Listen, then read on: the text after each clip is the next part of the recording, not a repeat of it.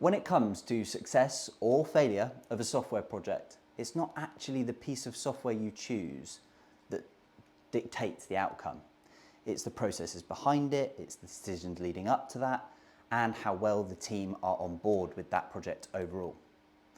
My name's Ashley Jones and I run the Finance Showcase. We run events across the UK that help finance directors meet new products and find new solutions to their biggest headaches. And in this episode of The Hub, we hear from the wonderful Elaine Birch from AccountsIQ as she presents the findings from their CFO Mindset Report. This was recorded at our Manchester event at Old Trafford in June. It was a great session, there was a brilliant vibe in the room, and if you want to experience one of these events and see Elaine in action, head to our website and I'm sure you'll find a location near you. But without further ado, let's get into it. So the first thing to think before I get into my 5 in 20 is the role of the finance director, the role of the finance leader has changed. It's no longer a backroom job where you're just looking at the books and the accounts. It's actually a really central part of the company performance, the direction of the business, and really important decisions. And so choosing the finance software that powers your finance team and your finance department is no longer just an IT upgrade. It is a core leadership decision. And I just wanted to pull out this one stat from our research. 94% of finance leaders said that they regret their software decision, which is a pretty big deal. So we'll go into why in a minute, but we wanted to sort of delve into maybe what some of the, not mistakes, but some of the sort of decisions that are being made, why they're being made, and how we can avoid them.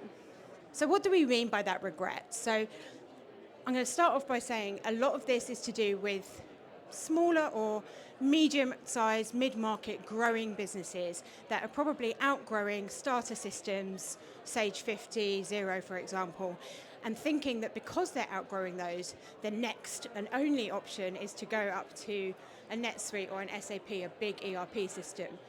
And what that does is it means that they're getting too much, they're biting off more than they can chew. We'll go into that in a minute.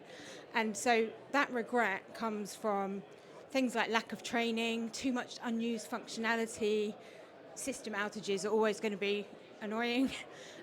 Long implementations, we're going to go into that as well, painful implementations, and value for money as well. So my number one is avoid the more features trap. It might be very, very appealing to think, oh, we're going to get this new finance software where everything is like shiny and we can get this and this and this. Think about what you actually use, what you've got time to implement, what your team has got time to get their heads around.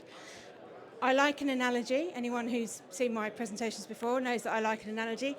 I think of it like a gym membership. If you have the money, the budget, the time, and the inclination, then the top tier gym membership is brilliant for you. If you want to use the swimming pool, all the machines, the tennis courts, go to all the classes, hire out the meeting rooms, then that top tier, every feature membership is for you. However, if you don't like swimming, you can't play tennis, you can only commit to going once a week, and all you want to do is use the bench press, why would you commit to the top tier, full-on, more expensive membership? You have to think about what you're going to use and what's going to suit your needs.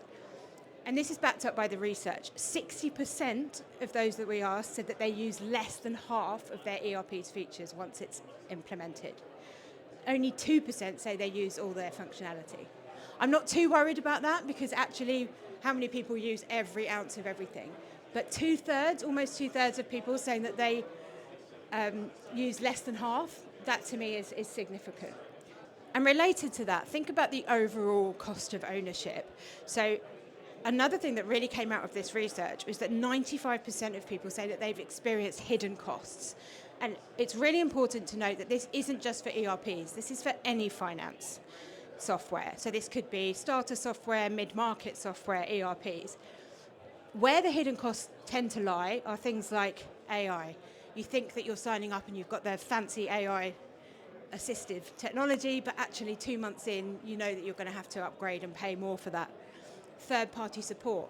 Sometimes providers forget to tell you that the third-party support is an extra cost that is then put on top of the implementation costs. And unexpected price rises as well. Obviously, in a market, you will have price rises, but always look out for where that small print comes and whether they're being completely transparent about how often those price rises will come and what they're going to be. And the final one is, and this always tends to go down quite well at things like this, is consider the impact on your team. Yes, the decision maker might be the FD or the head of finance, but the people using the system often are finance managers and other maybe junior members of the team. And if they're having to do a lot of training, a lot of manual consolidation, a lot of learning a new system, then stress levels are going to get higher. If they're constantly doing manual tasks, repetitive work, then morale is going to be low. 64% of people said that they work weekends or evenings.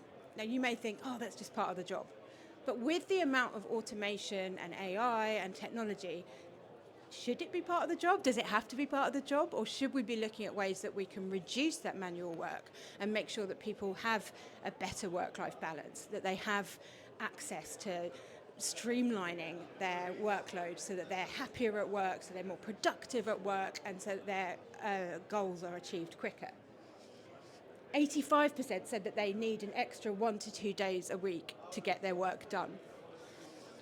And also there's some stats here about, actually, if you think about it, the cost to the business is, if you think about the cost of an employee, that's, £150,000 in unpaid labour that's essentially going towards people working overtime.